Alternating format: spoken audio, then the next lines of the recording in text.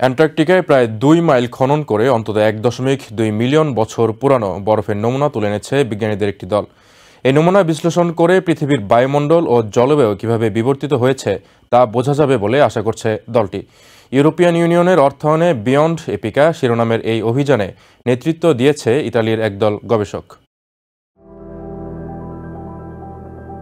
পৃথিবীর বিবর্তন নিয়ে মানুষ বরাবরই আগ্রহী, আর এই বিবর্তন বিষয়ে জানতে আইস এজ বা বরফ যুগ নিয়ে বিভিন্ন সময়ে নানা পরীক্ষা নিরীক্ষা চালান গবেষকরা। তেমনই এক গবেষণায় অ্যান্টার্কটিকায় প্রায় ২ মাইল খনন করে বরফের নমুনা সংগ্রহ করেছে গবেষকদের একটি দল। তাদের ধারণা, এই নমুনাগুলো অন্তত ১.২ মিলিয়ন বছরের পুরনো।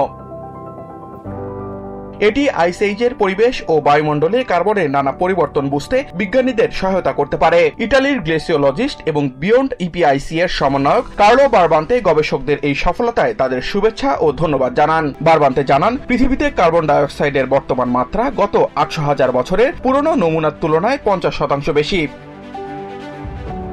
কনকর্ডিয়া রিসার্চ স্টেশনের কাছে লিটল ডোমসি নামের স্থানটিতে খননকারী দলটিতে ছিলেন ইটালির গ্লেসিওলজিস্ট এবং প্রযুক্তিবিদ ফেডেরিকো স্কটো। অ্যান্টার্কটিকা থেকে সংগ্রহিত বরফের এই নমুনা পৃথিবীর অতীত জলবায়ু পরিস্থিতি ভালোভাবে বুঝতে এবং বর্তমানে জলবায়ু পরিবর্তনে মানুষের ভূমিকা তুলে ধরতে সহায়তা করবে বলে আশাবাদী গবেষকরা।